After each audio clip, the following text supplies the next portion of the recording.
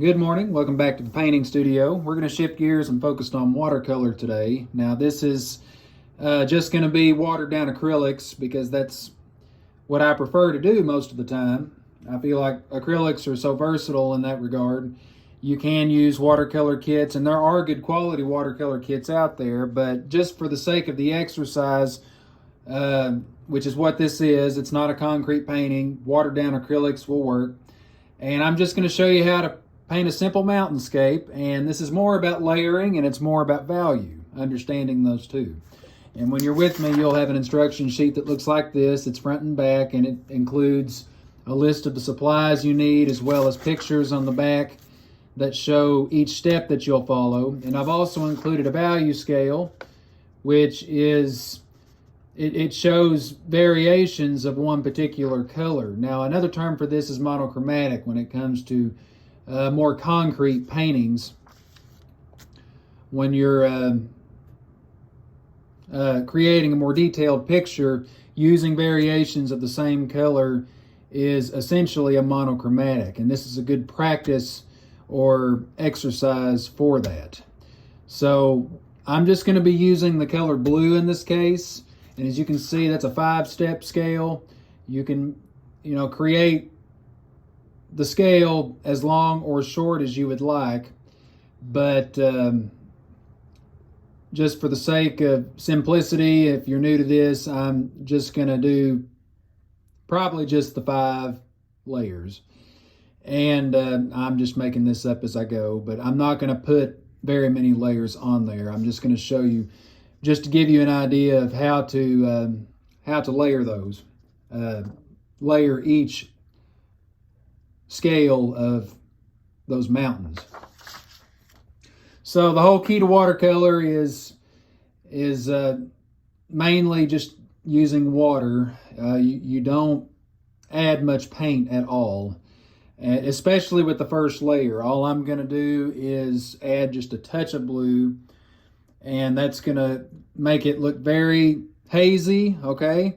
Like it's in the background as far away as you can see it, because when you're looking at mountainscapes or landscapes in general, things that are far off into the distance don't look as bold or pronounced as things that are in front of you. So that's why we're starting with the lightest and working our way to the darkest, or in other words, what is closest to us.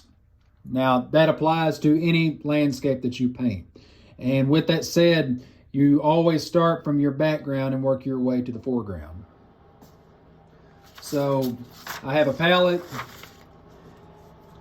I have blue. Now you can use any color you'd like, but blue is just my choice today.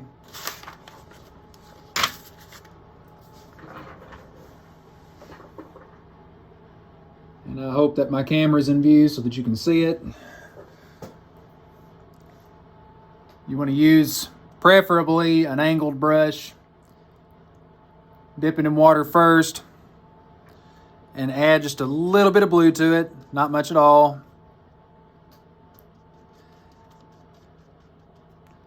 And mountains are they're not perfect, okay? So they're just organic. They will not be perfect. They will not be perfectly, the lines in them will not be straight. Okay, so just be loose with your hand as you do this.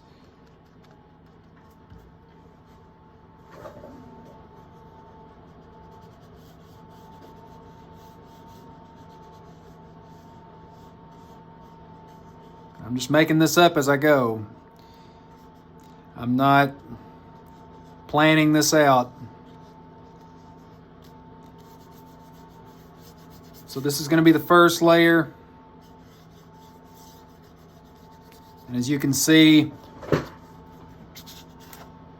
it's very light in color. Okay, so for the next layer, I'm just going to get a little more blue on my brush so that it's darker, and it's going to overlap that first layer.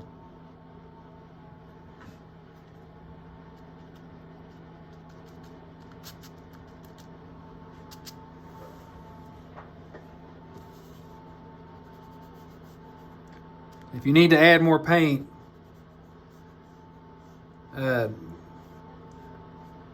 please do so. And I will point out that if your first layer is not dry enough, give that a second. As you can see, it's starting to bleed a little bit here. I need to let that dry just a little bit more. And it doesn't take very long. Acrylic paint is pretty fast with its drying.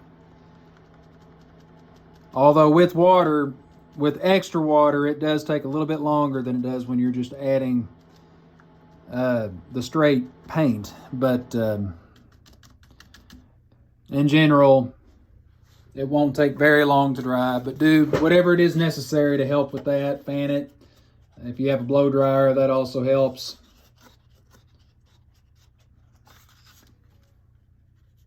And then just continue when you're ready.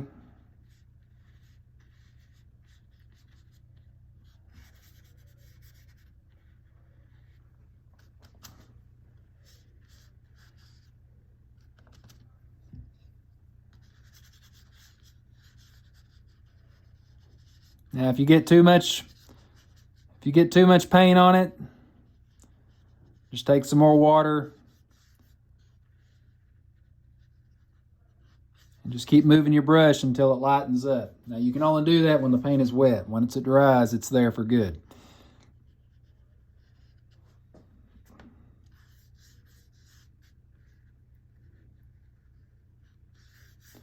So, we're gonna allow a moment for that second layer to dry before we put the third one down.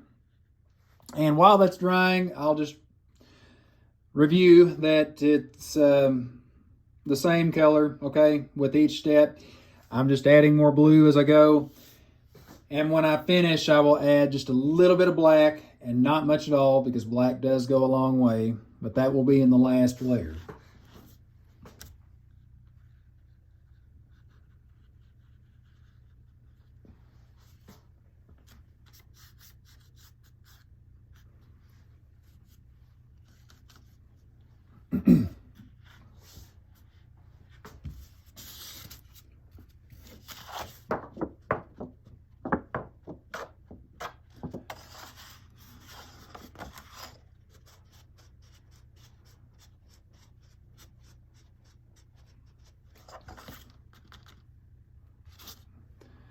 So I'm ready to continue.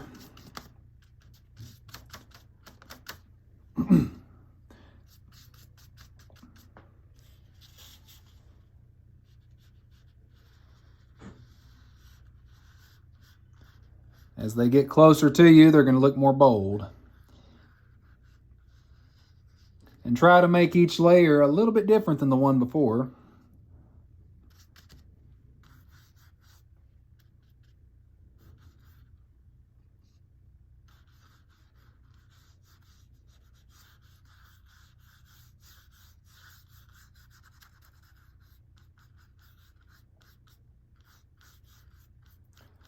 And this is not exactly a lesson on how to do detail work, but I will point out that to give these mountains some dimension, instead of just painting them as flat shapes,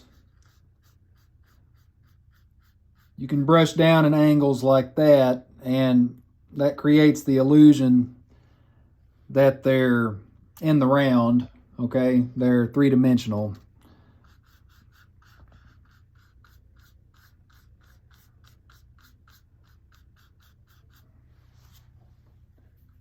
Just a helpful tip to know whenever you're painting more detailed pictures.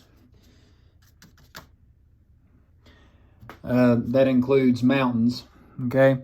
So we have 3 layers so far, and I'm gonna continue with the next one. Once again, after it's had enough time to dry.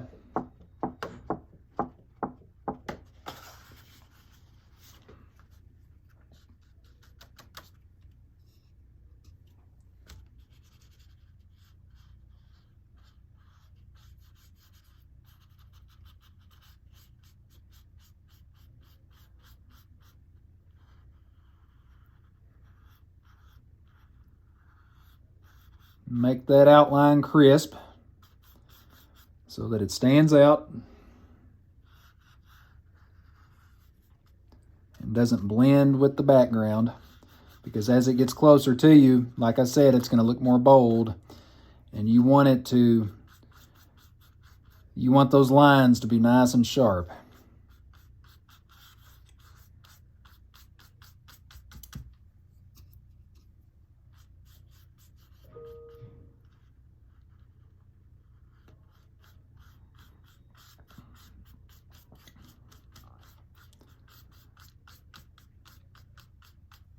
Now on the next layer,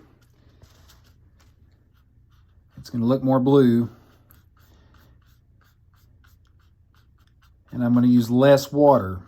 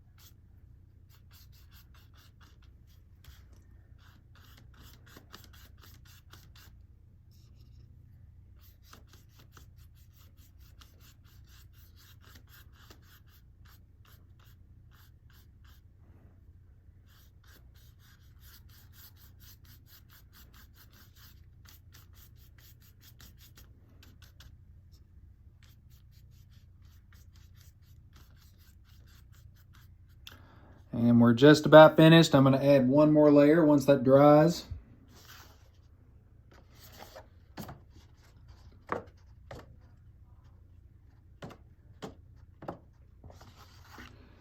And I'm going to speed that up. So just bear with me for a second.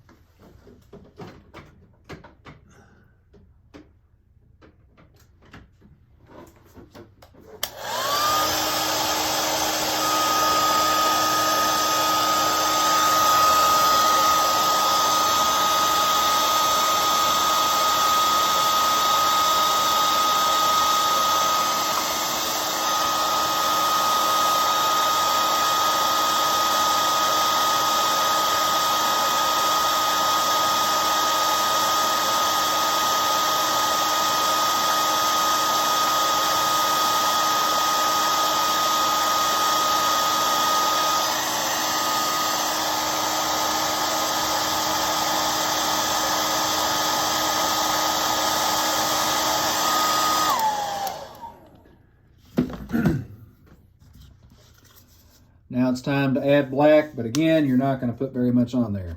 It goes a long way. And I'm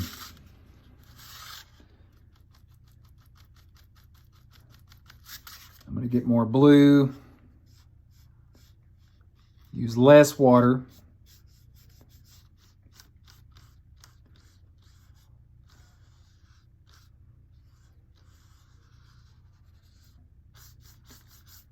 And I'm just going to finish the page. As you can see, I'm filling in the entire page. And I want you to do the same thing if you're in class with me today.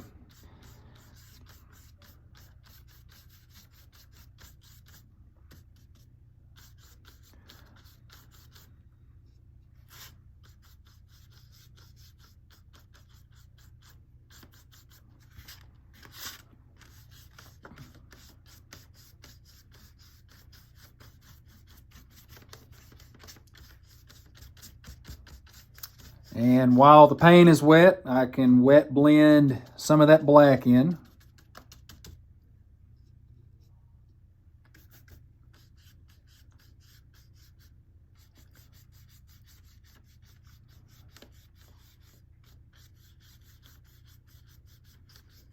It's mainly just to give it some texture, but as you continue with the scale, you have to add black at some point anyway because it's going to eventually shade. And black is what is used to shade the color. So this is just a good exercise for that. And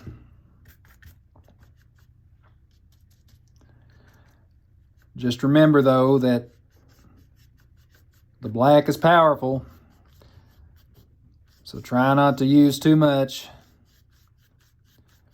Just add a little bit at a time, and if you need to add more, just add a little bit more. Don't get a lot on your brush to begin with.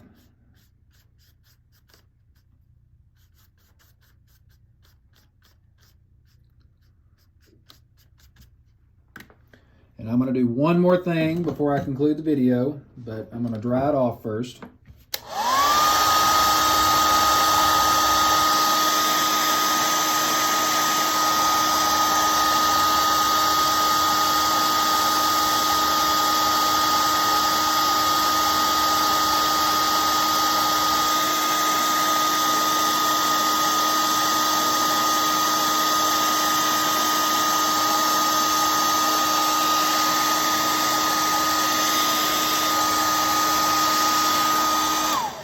So typically with a watercolor painting, there is an outline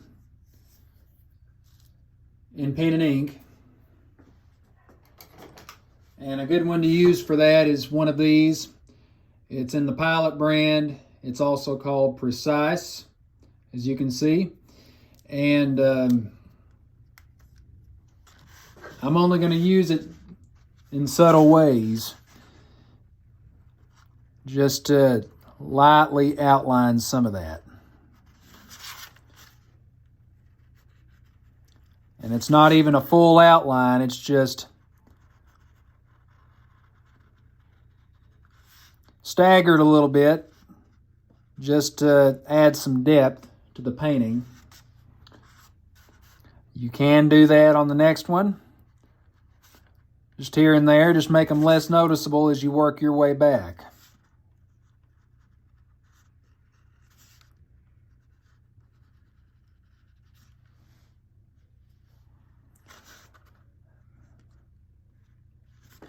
And I think I'm going to stop there. Another important thing to do is to put your name on it somewhere.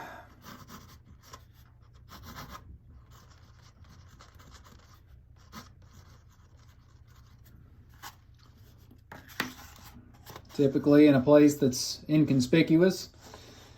And that's it, guys. This can be framed if you're using a standard size. 8 by 10 is good. 11 by 14 is good. If you want to work smaller, 5 by 7 is good. 4 by 6 is good. This is actually straight from the packet that I bought, which is a 9 by 12, but it can be trimmed down to a standard size. So I hope that was helpful. Just a few things that I want to leave with you today is that if you are one of my 4-Hers tuning in, there is a place for this in the State Fair curriculum. If you wanted to submit something like this in the State Fair, it's under 728 in the catalog, labeled as watercolor, and it's described as using watercolors and a variety of techniques to complete a painting on watercolor paper. So, with that in mind, use that as a reference, and on this sheet I have that information there. And once again, I appreciate you tuning in, and we'll catch you another time. Thank you.